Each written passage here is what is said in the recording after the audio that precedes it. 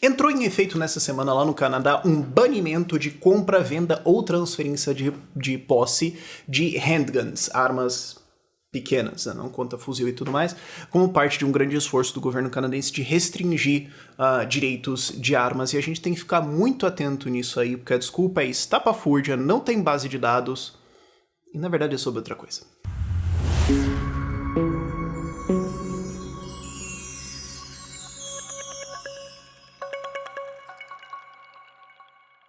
Canadá. O país que parece bonitinho, mas quanto mais você olha, meu Deus do céu. E eu fico sempre priorizando essas pautas do Canadá, porque eu acho que tem muita gente que ainda cai nessa ideia de que é um país envolvido, tudo mais, vamos pra lá e tudo mais. Cara, é um país que tá bem, assim, economicamente. E, como eu já falei num vídeo passado, é o bêbado que começou o tropeço. Você vê o cara bebão, você vê aquele morro, ele deu o tropeço e você olha a distância dele e fala, isso aqui vai demorar. Essa é a situação atual do Canadá, e assim, muita gente quer migrar pra lá e eu sempre aviso isso aqui, sabe? Voltei meia na 7, né, que é a empresa que eu ajudo gente a sair do Brasil, parece alguém falando, a gente quer ir pro Canadá e tudo mais, e a primeira resposta é, meu Deus do céu, cara, deixa eu te explicar algumas coisas sobre Canadá. Canadá. Entrou em efeito essa semana agora um banimento de compra, venda ou transferência de posse de handguns, armas de pequeno porte, né? Isso não conta fuzis ou fuzis automáticos que já são bem regulados lá e tudo mais. Curiosamente, na verdade, rifles, armas longas não são tão reguladas no sentido de caça, porque assim, num país onde você tem, tipo, urso polar, existe uma certa racionalidade em simplificar isso, até onde eu entendi, ok? Eu não sou um grande expert em direitos de armas no Canadá, a minha totalidade de pesquisa é um dia em cima disso, mas eu vi várias fontes que falaram sobre armas longas de caça, assim, um pouco mais liberado, porque o pessoal entende que existem várias pessoas em cidades muito pequenas que podem ser atacadas por, tipo, lobos ou ursos polares ou certos problemas um pouco mais exóticos, assim. Aí, o que é a justificativa desse banimento? O crime com armas está subindo, né? Os homicídios para criminalidade e tudo mais. Então, por isso, nós precisamos fazer um controle de armas. Vamos olhar os dados. Eu gosto de sempre fazer um estilo de argumentação que é o quanto que eu posso concordar com o meu oponente. Deixa eu tentar concordar com ele o máximo possível e ainda assim, nos termos dele, mostrar que ele está errado. Então a ideia seria falar assim, mais armas, mais crimes. Tá. Se você for olhar as propagandas, o que está sendo falado pelas associações ou pelo governo que está favorável a isso, você vai ver de maneira geral dados falando assim, não, pô, o posse de armas subiu muito desde 2009 ou 2010 e a criminalidade subiu de lá, os homicídios também subiram lá. Sim, se você cortar em 2009 ou 2010, convenientemente, o aumento de armas coincide com o aumento de taxa de homicídios. A questão é, por que esse ano, né? Agora, gráfico aqui na tela para você. Isso aqui é a taxa de mortalidade no Canadá de homicídios, né, mortes violentas a cada 100 mil desde 1994. Por que 1994? Porque é onde eu consegui encontrar dados de estimativas de porte ou de posse de armas dentro do Canadá, de quantas casas tem, ou quantas pessoas têm, ou quantas armas tem. Então 94 é por isso que eu coloco esse corte. E teve uma queda e lá por 2008, 2009, 2010 começa a retomar, começa a subir de novo. Por isso o corte. Porque consistentemente ao longo desses últimos 30 anos, o número de armas em circulação no Canadá aumentou. O número de armas nas casas, o número de pessoas com armas, tudo isso aumentou. É só que se você olhar isso aqui, você vai olhar e falar, bom, a taxa de homicídios aí subiu, aí caiu um pouco, aí subiu um tanto. Então, nesse tempo todo o número de armas subiu. Então, sei lá, me parece que não tem uma correlação. Agora, quando você corta só em 2010, aquele corte conveniente, tipo o PT fazendo análise econômica que acaba em 2010. Aí você fala, gente, o que aconteceu com os anos depois? Eu não entendi o que aconteceu aqui. Então, quando você faz esse corte de armas, sim, parece conveniente. Agora, Vamos aos dados aqui. Em 1994, estima-se que existiam 7 milhões de armas em circulação no Canadá. Estima-se importante porque, como eu falei antes, não tem um registro muito claro de quais são as armas de pequeno porte, né, pistola, revólver, etc., fuzis automáticos que não tem muito, e armas longas que são muito mais de caça, de pessoas que moram em cidades lá no Caixa-Prego, no puta que paristão, onde só tem gelo e urso polar e tudo mais, e o pessoal tem fuzis que são do tamanho de um carro para derrubar um urso polar. Então, não se tem exatamente os dados desses tipos de armas mais longas que são mais usadas para caça, e não tem tão bem claramente os dados de qual é a distribuição de armas. Os dados indicam que existem muito mais armas em cidades pequenas e do interior, e muito poucas armas em ambientes muito mais urbanos. Por exemplo, quando você compara províncias super distantes com Ontário, a disparidade é grande. Então, tá, o número de armas subiu, mas foi um número de armas de pequeno porte na mão de pessoas urbanas onde os crimes estão acontecendo? Ou será que não teve mudança lá e teve aumento das armas longas em outros lugares e isso não tem nada a ver? Os dados, aparentemente, é o que eu tudo busquei, não existem. O que existe é... Bom, existiam em torno de 7 milhões de armas em circulação no Canadá em 94, e hoje está entre 13 e 20 milhões de armas. Você tem estimativas variando, porque, de novo, essas armas mais longas não são monitoradas, teve registro de armas só mais recentemente, então não se sabe exatamente quantas armas tem.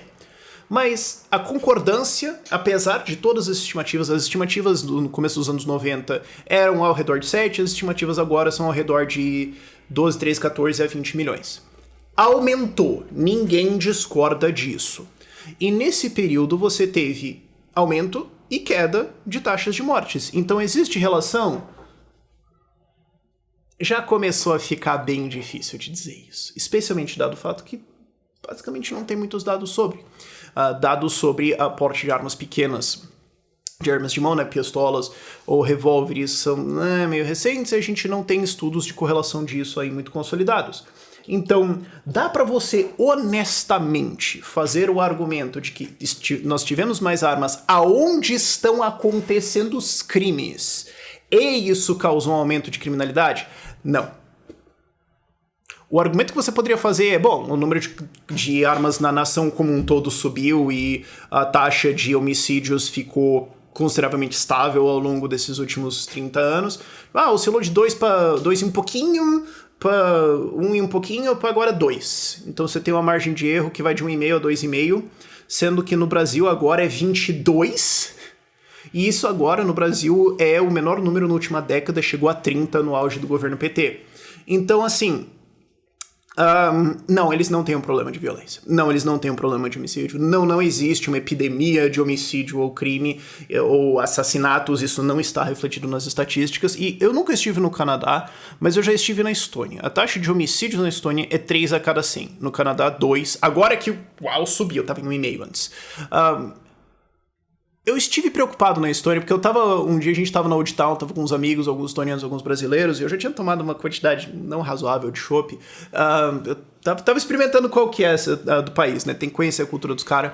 Lá eles bebem bastante chopp, eu tava querendo me integrar, sabe? E eu perguntei pro pessoal, gente, assim, eu preciso voltar, tipo, andando umas 10 quadras até a minha casa e, sei lá, e são, tipo, 2 horas da manhã. Qual que é a chance de alguma coisa acontecer? Eu devia pedir um Uber? E todo mundo olhou pra mim e riu. Você fala, cara, o maior risco à sua saúde é, na volta, você tropeçar em outra pessoa mais bêbada do que você e, tipo, virar o pé ou alguma coisa assim. Esse é o maior risco que existe à sua saúde aqui. Taxa de homicídios, 3,4 a cada 100 mil. O Canadá estava em 2. Então, assim, não existe um problema, nem você consegue correlacionar isso com o aumento de armas. Como eu falei, você precisaria, inclusive, por causa dessas variações de onde as armas estão, mostrar que existe um aumento de armas nos lugares onde estão sendo cometidos crimes e que são armas de revólveres e pistolas e que isso e nada disso está sendo argumentado. O argumento inteiro do governo das associações favoráveis é, o número de armas em circulação subiu desde 2010 e o número e os dados de criminalidade aqui um pouquinho também, então chega de arma. Essa é a totalidade do debate. Então, com isso tudo, nós conseguimos afirmar Ou você tem pessoas que são ignorantes, não sabem fazer os argumentos e pode ser que elas estão muito emocionadas ou elas só já acham isso em primeiro lugar e não gostam de armas e querem tirar isso e qualquer mínima estatística para eles já tá bom o suficiente e eles não entendem a importância de fazer alguma coisa mais analisada. Ou é outro motivo. Ou a gente tem alguma outra coisa acontecendo aqui. E aí a gente entra no fato de que controle de armas não é sobre armas, é sobre controle. Isso é uma coisa muito importante de ser entendida aqui, ok? Vamos olhar o contexto de Canadá. As pessoas estão cada vez mais putas com o governo do Trudeau. Já teve manifestações durante os lockdowns de caminhoneiros indo para a capital e parando a cidade, falando, tá bom, é para fechar tudo, nós vamos fechar a cidade também. E vocês do governo não vão conseguir trabalhar. Fizeram um gigantesco protesto que teve impactos severos, sim, mas era a gente não pode trabalhar, a gente está sendo obrigado a fazer várias coisas aqui que não tem nada a ver e vocês não têm comprovação para isso. Não, mas porque precisa ter vacina para fazer as coisas. E depois foi provado, cara, não é sobre circulação, não é sobre transmissão, porque nem sequer a Pfizer testou sobre vacinas pararem transmissão, era sobre sintomas. Então, assim, eles estavam certos. Só que depois foi provado isso, daí a gente não volta para apontar que eles estavam certos, porque seria politicamente inconveniente, certo? Mas eles estavam fazendo essas exigências, pararam a cidade e o governo Trudeau declarou estado de emergência no negócio, caçou os caras, fechou as contas bancárias de muita gente e perseguiu financeiramente pessoas que fizeram crimes graves, como, por exemplo, dar almoço pra essa galera. Isso aconteceu. E foi um negócio totalitário maluco do Trudeau. Então, quando você entende esse contexto, e o contexto de cada vez pessoas estão mais céticas sobre o governo, e você tem um contexto de estar em alta no mundo a ideia de mais controle estatal em cima da vida das pessoas, controle de armas encaixa bonitinho aí. A gente já tem um país, como eu falei antes, onde algumas coisas são mais livres, de armas longas e tudo mais, e isso aí é o pesadelo de quem quer mandar na vida dos outros. Isso aí é simplesmente um pesadelo. E eles estão começando a controlar isso. Começa com armas. É porque armas pequenas, pistola, revólver, é só para conter criminalidade e tudo mais. Depois eles vão falar, mas tem esses fuzis de caça aí, né? E aí vai. Esses controles nunca são colocados blá uma vez só. Vai escalando. E eu acho que é isso que está realmente acontecendo aqui. Que é a intenção por trás do governo controlando isso. Claro, tem muita gente inocente que não entende estatística ou essas análises, ou é só emocionado e tá indo na causa. Mas essa é a real direção da coisa aqui, e isso aqui precisa ser resistido. Mas é também para vocês entenderem, para essa direção que o Canadá está indo. Existe um apoio considerável da população aqui, então você tem uma situação onde basicamente a população está pedindo pela própria escravidão. É um negócio maluco. Mas acontece. Isso quer dizer que todos os canadenses acham isso? Não. Tá tendo uma ascensão agora do Partido Conservador Canadense, tá tendo algumas resistências maiores, acho que o pessoal tá acordando, mas isso aí, essa discussão é para outro vídeo, eu acho. Mas eu não consigo ter esperança nesse país olhando para essa situação agora. Então assim, eu quero ir pro Canadá. Não, não vai. Tem outros lugares muito melhores no mundo, muito mais livres para você ir, ok? Se você quiser descobrir eles, manda um e-mail pra gente na sete, dá uma olhada lá no nosso site, a gente tem artigos gratuitos, e-books e tudo mais, para você aprender países que vão de fato preservar a sua liberdade, e não só falar assim, eu sou rico, vem aqui e eu vou tirando todas as suas liberdades ao longo das décadas. Por esse vídeo é isso. Tchau, tchau.